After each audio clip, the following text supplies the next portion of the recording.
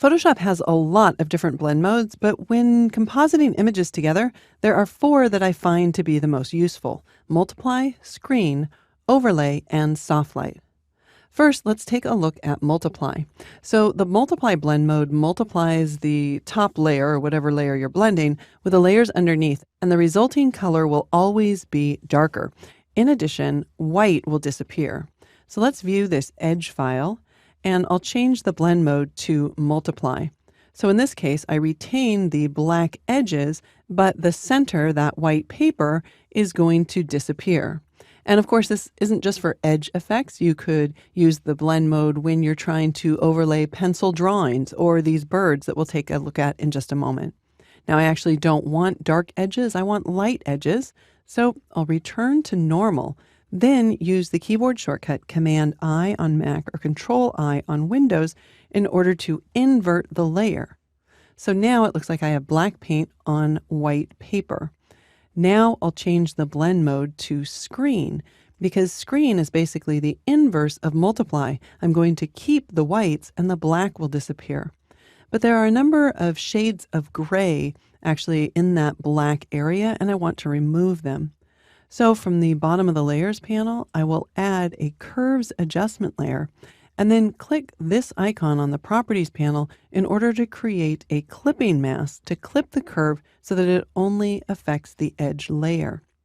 Then I'll start moving over the black point slider, pushing those values to black. And since black disappears in the screen blend mode, I no longer have that texture that I didn't want. All right, let's take a look at the eclipse layer. I'll make it visible, but I want to drop out all of the black. So again, from the layers panel, I'll choose screen as my blend mode, and then I can use the move tool in order to reposition it within the image. Then we'll look at the birds. And again, this is a great candidate for multiply. So I'll select that from the list, but we can see that the sky wasn't purely white, and I've got this line right here as well as up the left-hand side.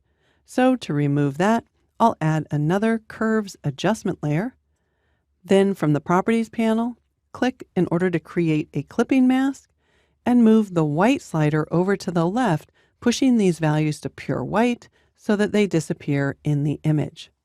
I might also want to target the bird layer, add a layer mask, tap the B key to select my paintbrush, use the right bracket key to get a little bit larger of a brush, and then just paint with black around the edges in order to remove some of those birds that are either close to or outside of the edge.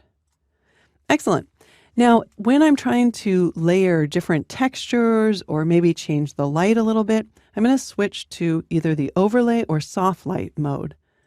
I'll toggle the visibility of the cloudy day here, and I'm just adding this to change the light over the entire image to kind of add a little bit of modeling.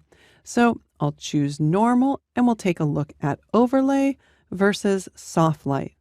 In this case, I like the harsher overlay. It's adding a little bit more contrast, so I'll select that. And if it's too harsh, we can just decrease the opacity a little. Now, it's a little bit odd that this scene now has two different suns in it. So if I wanted to, I could tap the J key, and with the healing brush, I'll just remove that second sun. Finally, let's look at the texture layer. I want to add that. So we'll look at either overlay, seems a bit too harsh, or soft light. I prefer soft light. In fact, I might even tone that down a little bit using the opacity and setting it to 80%. So there you go. Multiply, screen, overlay, and soft light.